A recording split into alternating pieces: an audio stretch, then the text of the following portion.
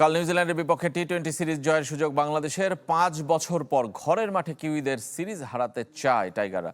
তবে ম্যাচে বাধা হতে পারে বৃষ্টি। প্রথম ম্যাচ জিতে দারুণ ছন্দে বাংলাদেশ, কিন্তু তরুণ ব্ল্যাক ক্যাপস ঘুরে দাঁড়াতে চায়। ম্যাচের আগের দিন দুই দলই টিম হোটেলে বিশ্রাম করে কাটিয়েছে। চট্টগ্রামের বীরশ্রেষ্ঠ মতিউর রহমান স্টেডিয়ামে খেলা শুরু হবে দুপুর 2টায়।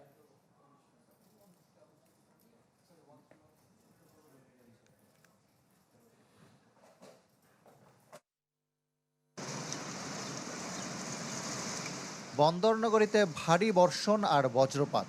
মঙ্গলবার সকাল থেকেই একই চিত্র। একবারের জন্য সূর্যের দেখা মেলেনি, নেমে এসেছে রাতের অন্ধকার। অনুশীলন হবে না আগে জানিয়ে দিয়েছিল বিসিবি। এমন আবহাওয়ায় ক্রিকেটাররা কী বা করতে পারেন। দারুণ এক জয়ের পর হোটেলে বসেই বৃষ্টি বিলাস করেছেন, যে যার মতো জিম কিংবা সুইমিং করেছেন। ব্যক্তিগত কাজে বাইরে যাওয়ার সুযোগও নেই, কারণ জলাবদ্ধতায় নগরীতে স্থবিরতা।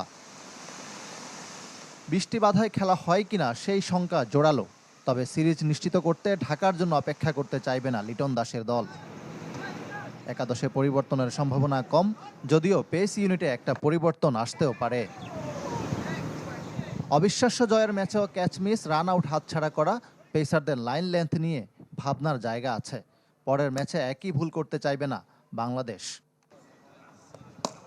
অনুশীলন করার কথা ছিল নিউজিল্যান্ডের, তবে ভারী বৃষ্টিতে তারাও হোটেল বন্দি। খেলা মাঠে গড়ালে সিরিজ হারের রাতে নামবে কিউইরা।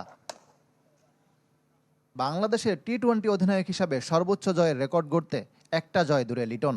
16 জয়ে আপাতত সাকিব ও মাহমুদুল্লাহর সাথে অবস্থান করছেন টাইগার অধিনায়ক। ইকরাম হোসাইন, চ্যানেল 24, চট্টগ্রাম।